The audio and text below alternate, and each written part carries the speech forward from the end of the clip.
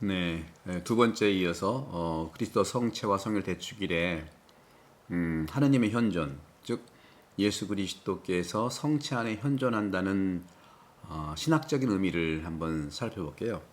여러분들 신학적이라고 해서 너무 부담 갖지 마시고 저는 제가 공부한 이 신학을 현대의 용어로 빌린다면 사회신학이라고 저는 얘기하고 싶어요. 왜?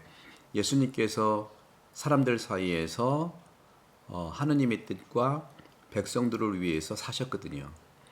그래서 계속해서 어제에 의해서 말씀드리면 하느님께서 그리스도를 통해서 세상에 현존하신다고 하는 것이 하느님 현존의 그리스도교적인 가르침입니다.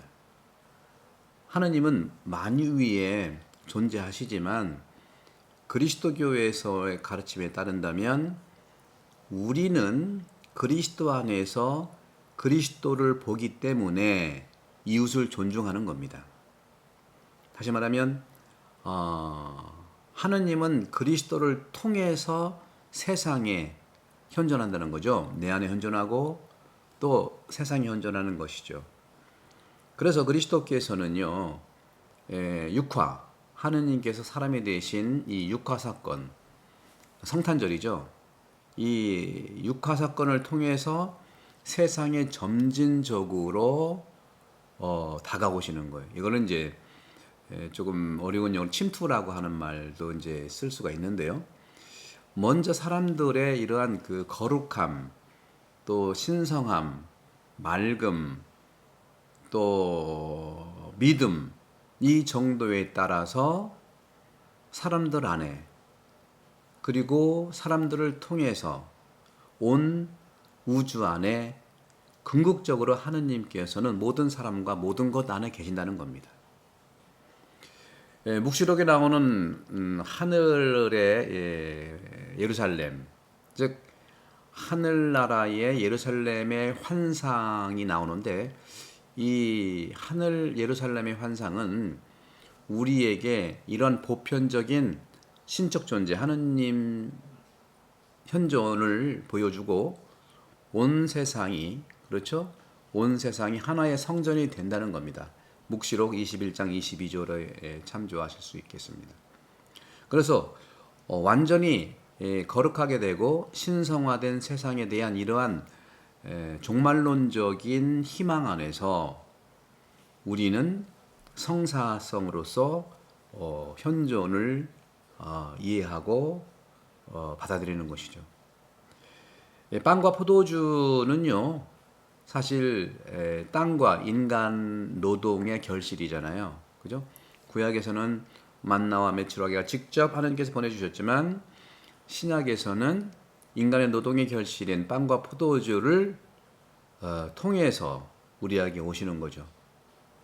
즉, 이 빵과 포도주는 인간 노동의 결실인데 이것들이 물질, 사물이잖아요.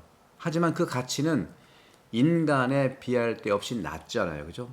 인간, 어제도 말씀드린 것처럼 꽃은 우리가 그러면 안 되지만 꺾을 수 있지만 사람은 꺾으면 안 되잖아요. 왜? 하느님의 신성한 존엄성이 들어가 있기 때문에 그런 것이죠.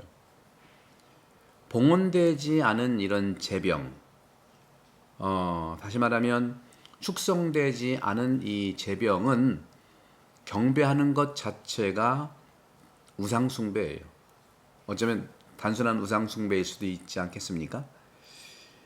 하지만 성사적인 봉헌, 성령에 의해서 축성된 예수 그리스도의 빵과 포도주가 그리스도의 실체적 변화, 그리스도의 몸과 피로 된 이 성사적 봉헌을 통해서 그리스도의 몸이 되는 것이고 그리고 그분의 온전한 인격과 동일시 되는 겁니다.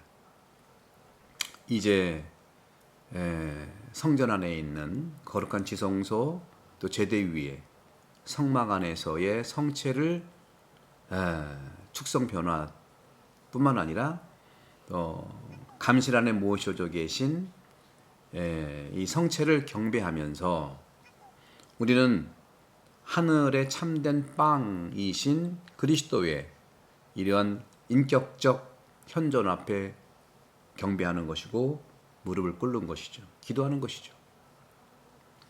무신론은요, 하나님의 존재를 부인하기 때문에 주변의 모든 것들만 보는 거예요. 성체단의 물질밖에 안 보이잖아요. 하지만 소위 유신론자들, 신을 믿는 유신론자들이라고 불리는 사람들조차도 더 나은 처지에 있는 것 같지는 않아요. 어떤 뜻이냐? 그들은 유신론자들이죠. 신은 받아들이지, 하느님은 받아들이지만 하느님을 세상으로부터 분리하려고 그래요.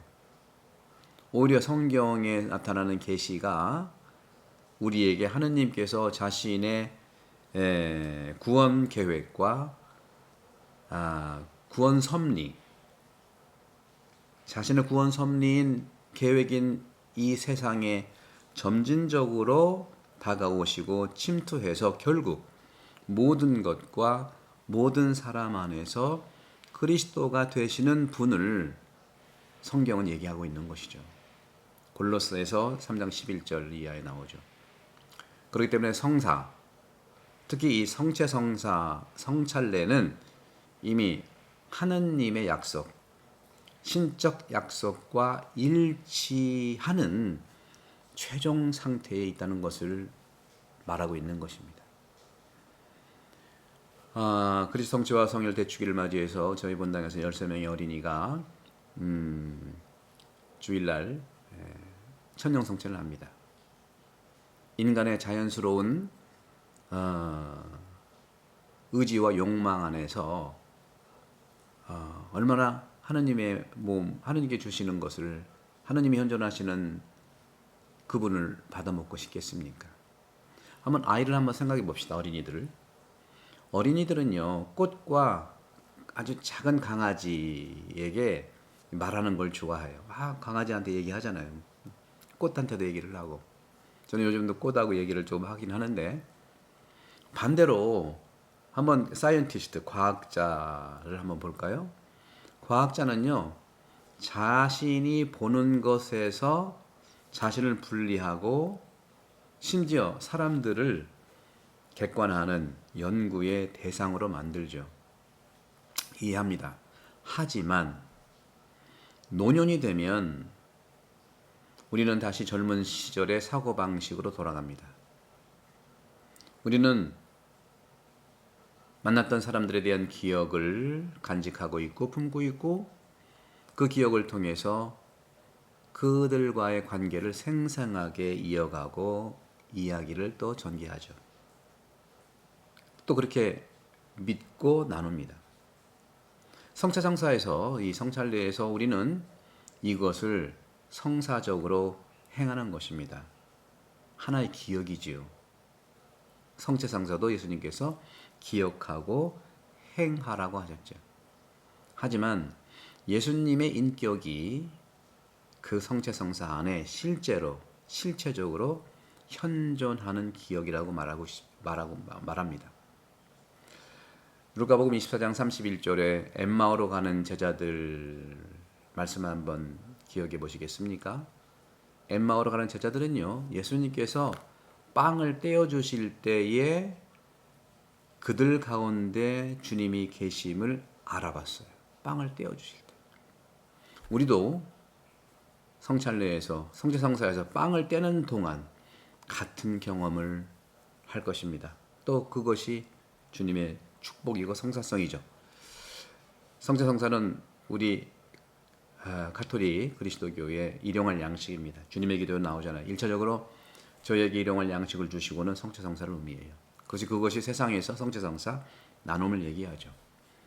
모여 사는 공동체는요, 생물이든 또 동물이든 또 우리 인간이든 호모사피엔스든 두 가지의 영향을 주고받을 수밖에 없어요. 한 가지는 전염성, 병도 주고받습니다. 전염병이 생기잖아요. 모여 살으니까, 코로나도 그런 거잖아요. 모여 살으니까 전염병이 오는 거예요.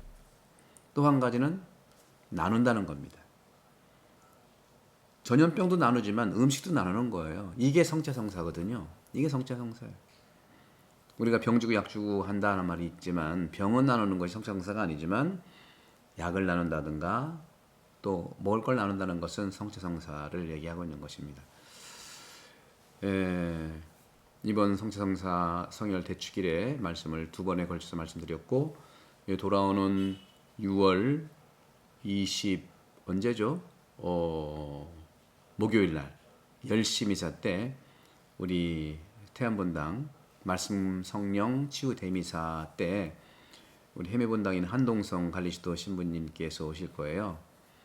한 신부님께서는 노인학 박사십니다. 그리고 오셔서 실질적인 건강, 노년의 건강, 그리고 영적인, 육적인 치유에 대한 아주 해박한 말씀을 하실 거거든요. 많은 분들이 오셔서, 특히 태안본당의 여러분들, 많은 분들 오셨으면 좋겠어요. 성심대 분들뿐만 아니라 많은 분들이 오셔서 노인 건강뿐만 아니라 평생 살아가는 영적, 육적 치유에 대한 말씀을 드리겠습니다. 구독, 성기 부탁합니다. 성부와 성자와 성령께서는 여러분 모두를 강복합니다. 감사합니다.